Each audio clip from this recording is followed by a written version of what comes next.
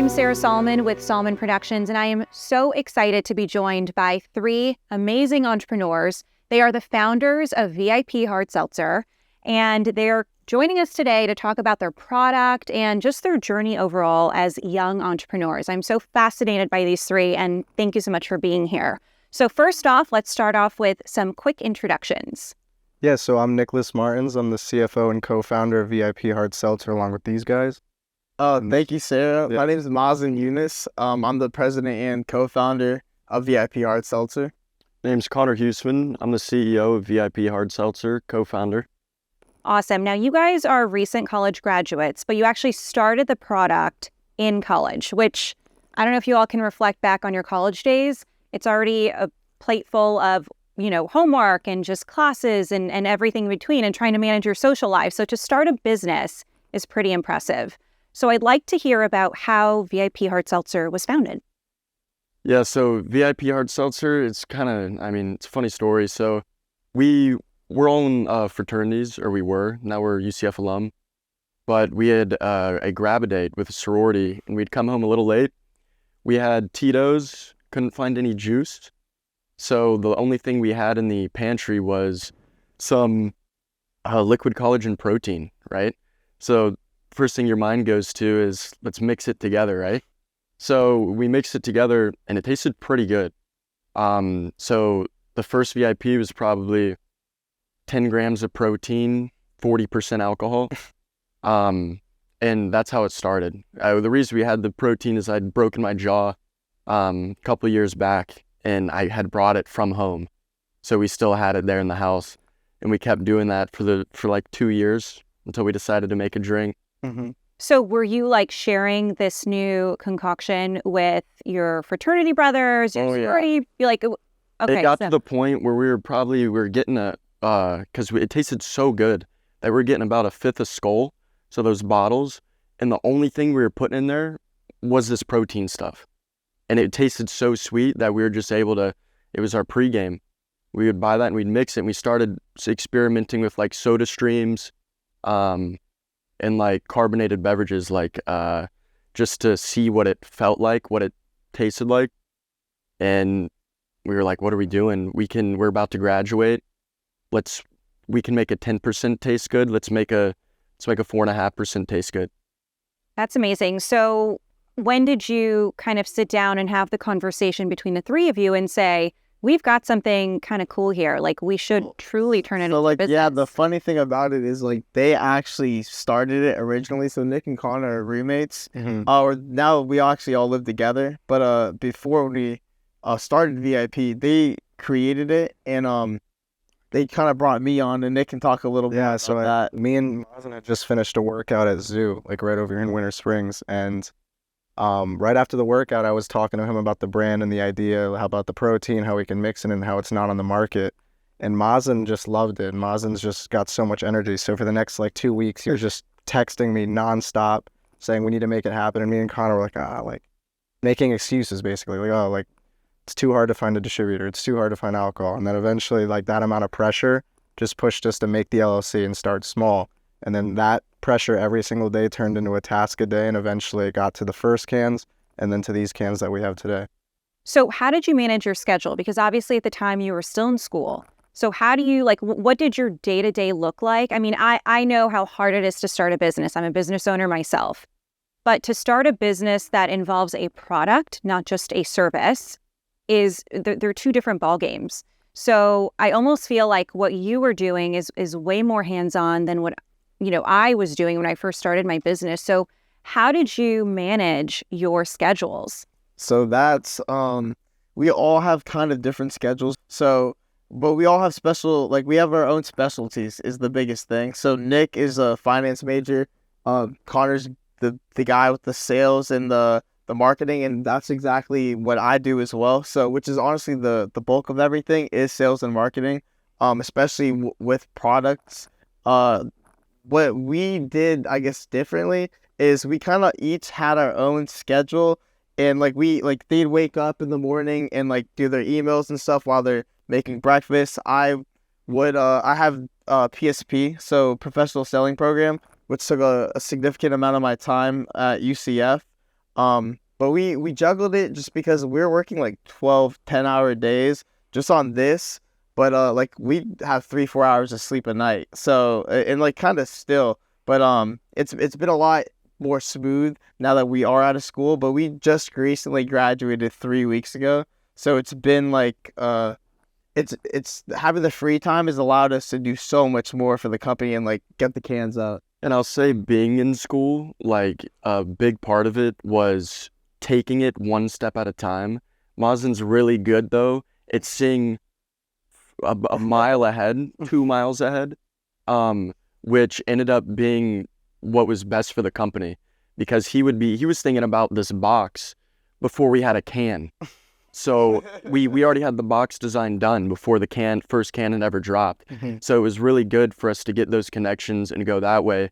And then it's just one step at a time because we have school and class and we were like, well, we got to get this done today and let's set up tomorrow. I mean, so it was kind of 2 days at a time. I don't know about you guys, but it also felt like school for us or for me personally, got much easier doing this. So like in the past, I would stress about like a project or like say in finance, I'd have to make a pro forma for my class. Doing this, it's like we do that all day. I modify it all day. There's things that you guys must have done to where it's like almost like, I don't want to say a joke, but it becomes much less to scale than what you're doing here. That's such an interesting mentality, and that makes so much sense. Did you want to add to that? Yeah, I think he hit it on the nail with that one because I feel like me and Connor at least are in marketing classes, and I feel like a lot of like SWOT analysis, having to do target marketing, like there's a lot of things that are very specific to this that we have to do for like investment decks and such like that. So it like as you said, performa, which is like probably the biggest and most important thing about an investment deck, because it shows like your financials and like what you're estimated to be revenuing in a 3-5 year time span. But yeah, I think that it really just made school easier, and I feel like it was nice to not have to stress about what we were gonna do after. Even though it was like something we were thinking of, but we were all in like in this company. So it was really nice to know like this is what we're doing. Like this is I mean, you had like to be it's all on my arm. at the tattoo. You had the tattoo. You were committed, so there was I no got turning this back. before. cans. Yeah, I got this before we even had our first break. Wow. Actually. Yeah. So, I mean, you all believed in each other, and it sounds like you have your personalities vary enough to where you can kind of pick up where the other person left off. Oh yeah. Which is great. That makes for a really strong team, right? But it's easier to believe in yourself. It's really hard to get others to believe in you. So how did that process get going? I mean, you talk about investors, you talk about, your brewery where this product is made. I mean, how did all of those relationships even come about? So it was a slow roll. I'll just say like a piece. It was a slow roll. What really gave us started getting the ball rolling on recognition, because at first we're just the new seltzer, right? And we were the first to ever implement collagen into a seltzer in the United States. So that was a big selling point for us in getting the interest immediately. But we had went to we entered the UCF Joust competition. So it's a small business competition. You have to be enrolled in the school. And there was over 60 small businesses that had entered this year. There's 3 rounds, and we made it to the final round, ended up winning the entire competition. Some things and perks came with that. But one of them was getting our company across all the digital screens on campus. So everyone now saw it. They saw us posting on social media, but it wasn't really a thing until now it's in UCF. It's they're kind of backing it. It looks like the real deal. And that kind of gave us a leg up to start really knocking on these other things. Well, one of the hardest things for us starting out was actually finding a manufacturer that would even take us on, because no one mixes protein and alcohol. So they were worried that it would break their lines. They would call us crazy. They'd say it's illegal. And I think one day Mazen stumbled across Flip. My He was willing to try. One of my friends actually works at Florida Craft, which is it's a distributor, which is different than the manufacturer, obviously. But it's he put us, because they're hand in hand. They work hand in hand. So he put us onto the CEO of the brewery, Flip, and he gave us a chance. And honestly, like, if he never did that, he also gave us our distribution basically as well. Like, well, I had another friend whose family is a part owner of Mezcal Santo Inferno, which is a tequila company or a mezcal company, and they helped us get a distributor in Miami that was essentially moving our product, and they were just clearing it for us. You know, we were we were literally bringing it to the locations, and they would just like clear it for us. But that was the first step, and then we got on through Redskin, which is our current distributor, and he's gonna help us get into like locations downtown, and a few other. He distributes Shipwreck, which is another big brand over here. I mean, Right. Yeah, with the Miami distributor, because we're a startup, no one wants to take us on. We don't have sales, we can't show anything. We're young, and the Miami distributor, we were working under their license at the start, and the first order we did was me and Nick in a Penske truck, 18-footer. I've never driven one of those, but we were in there. I didn't know you had to take it that wide. So half the time we're bumping on the curbs with our product in the back. And that was the first order. And after that, me and Nick were like, yeah, that's never happening again.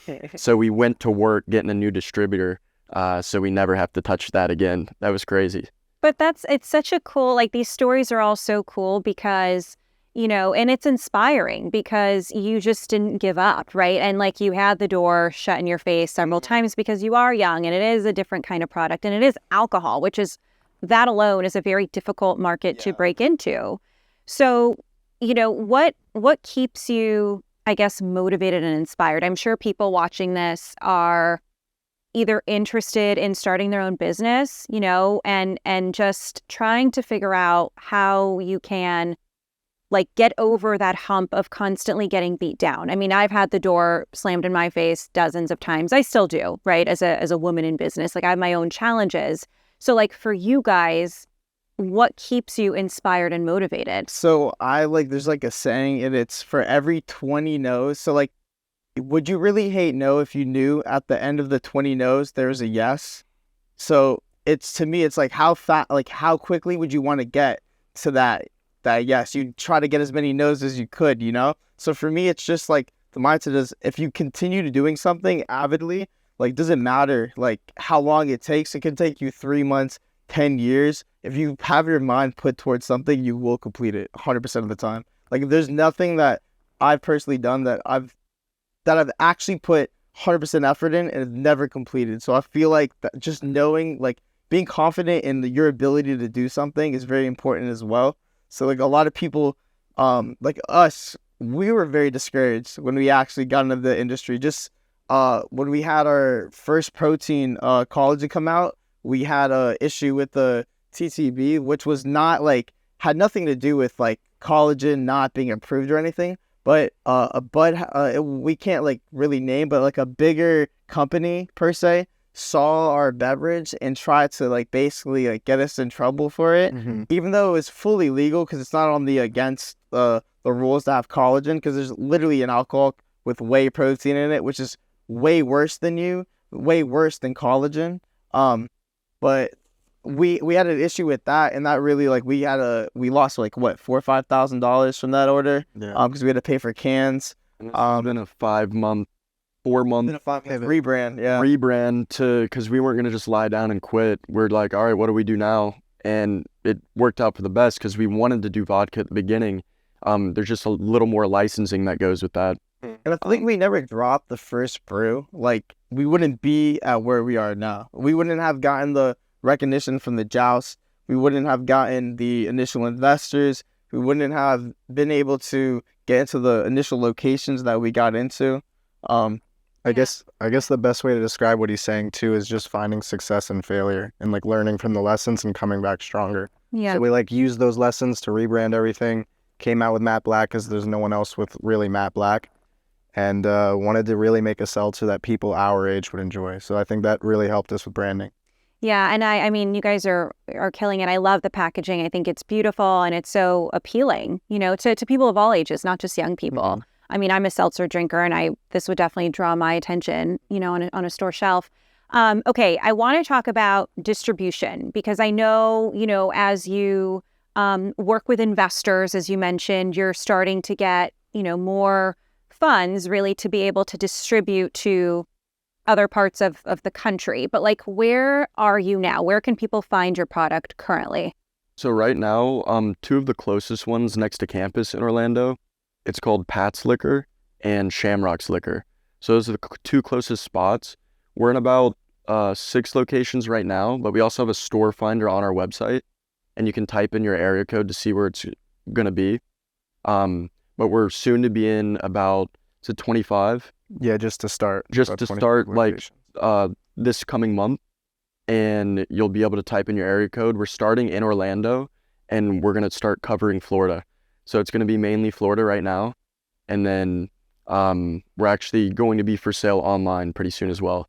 Very cool. And now I know you're also gaining attention from, some celebrities, right? It's VIP, the celebrity tie-in. So we don't have to drop names or anything, but what's your strategy with that kind of endorsement and support through celebrities? So essentially, in my opinion, it's cross-marketing. So we are not only, it doesn't only benefit VIP as a brand, but it also benefits the celebrity. For one of our celebrities, they have like a cruise line, so he could help sell tickets on his cruise line, or if the celebrity is an artist, they could sell tickets to their venues. The celebrity has merchandise, they could put their merchandise through our platform via the barcode. So it's really it's a cross-marketing company. So we help push the celebrity sales as well, and having a continuous supply of celebrities is continuous marketing for not only us, but for the celebrity as well. Yeah. So like one of the biggest differentiators we do is we have a really in-depth website that's going to be redone this week. So using that QR code on the back, any location we're in that we sponsor with, they can use that to their advantage. So hypothetically, we just sponsored Orlando Speed World, which is a huge like dragway and other kind of aspects track in Orlando that gets events with over 15,000 people in them. So with our sponsorship of them, if they wanted to do some sort of giveaway through our website live and promote it at the site where there's people, they can do that through our website and through our QR code.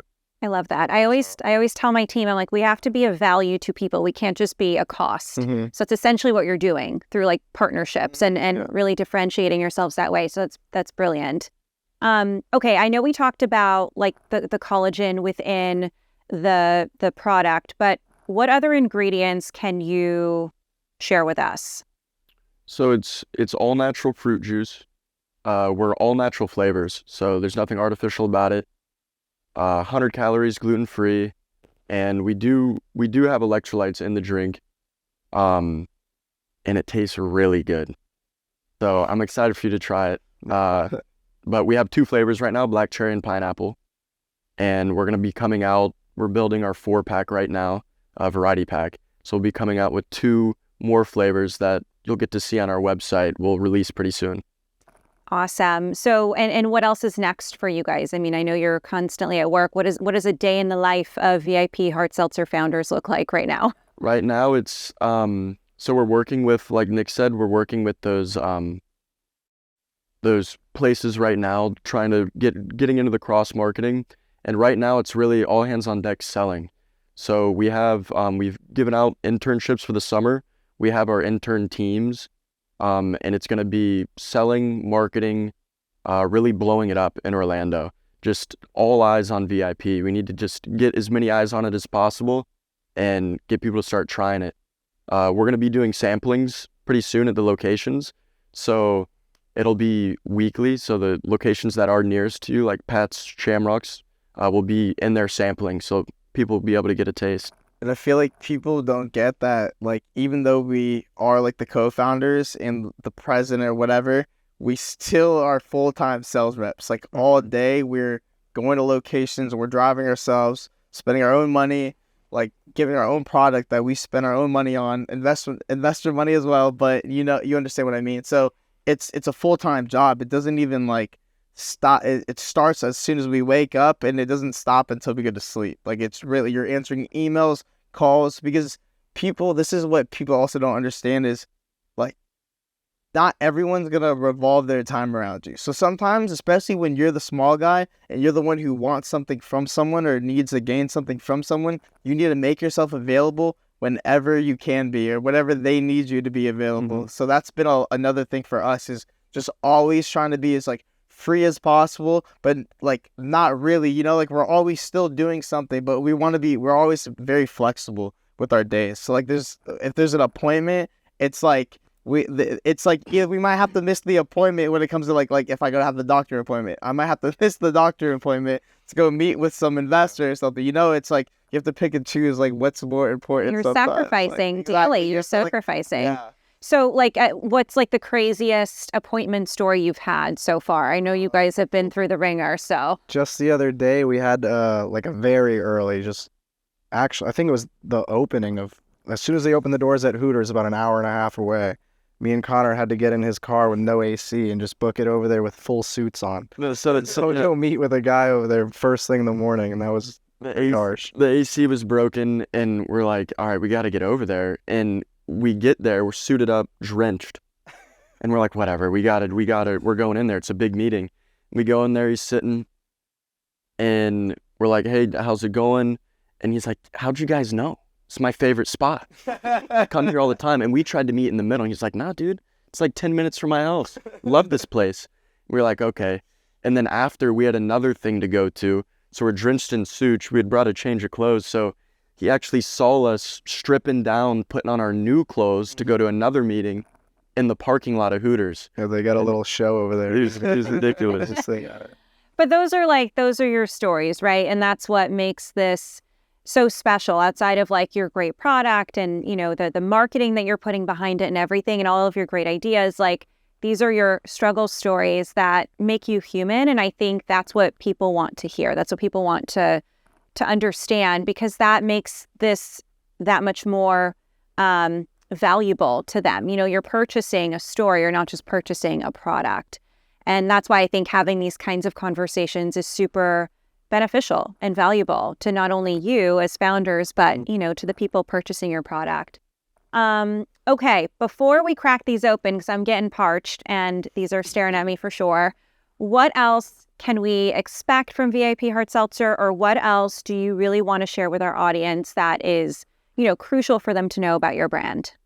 So one, I feel like there's been not like a stigma, but I feel like some people, because we are younger, at least like our friends, they're like, are you making this in your garage? Fully made in a brewery, in Sanford Brewery. You could go over to them ask for Flip, he's the president. He'll tell you that VIP is made in Sanford Brewery. But Brew Theory. But yeah, so everything in here is, like, as Connor said, natural. It tastes amazing. It looks different. Like, we just want to stand out. Like, we're going to be a brand that's not to the norm, basically. We want to be a more edgy brand. We want to, like, work with influencers that normal companies might not work with. We want to just kind of, like, think outside the box when we're doing stuff and not be very... I feel like everything else in the market right now is very, like, cookie cutter or exactly the same. They're all trying to do the same thing right now. And that's why, like, Black Hands stick out. And, like, just to, like, name drop, I love Liquid Death. Like, when it comes to marketing, I think their marketing's amazing.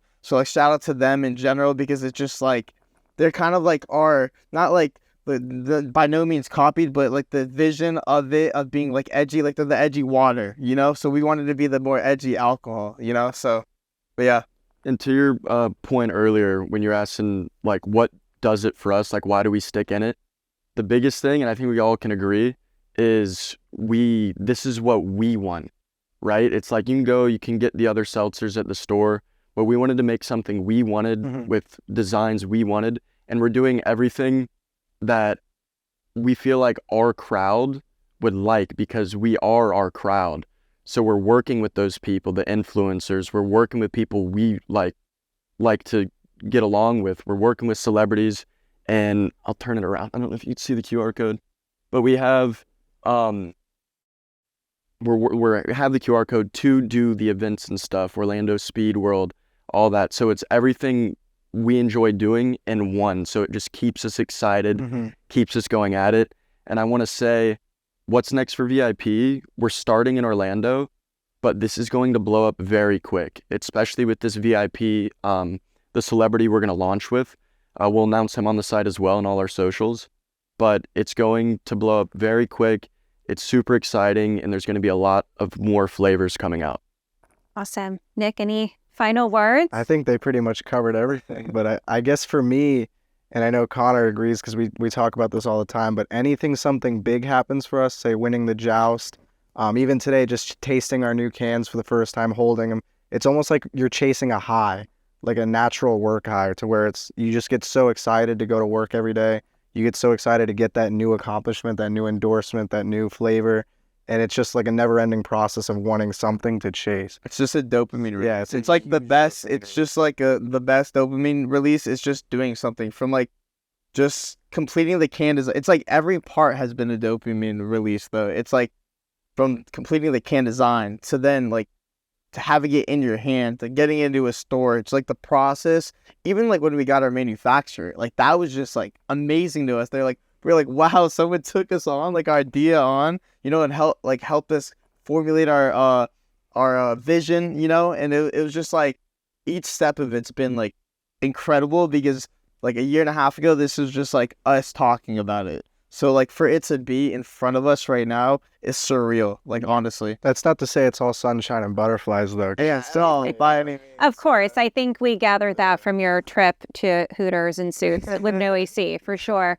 Well, I want to commend you for just your commitment, your determination, it's amazing to hear your story. I know, Maz and I have chatted about it before, but just like to hear from all three of you and how different but the same you are, right? Like you're very goal oriented is incredible. And I just want to commend you on this. I think this is the very beginning, obviously, of VIP Seltzer, and I know you've got tremendous success ahead of you. So on that note, if you'd like to join me, I know these are still cold, sort of. We're going to crack these open. And I want to do a quick cheers. So cheers to the three of you for your continued success. I wish you nothing but the best. You've got our full support here, and I will do whatever in my power to help you guys on your journey. So cheers to you. Cheers to you, Sarah. Thank you. Cheers. You got it. I spilled all over myself too. Ooh, yum. I'm a black cherry fan. This is delicious.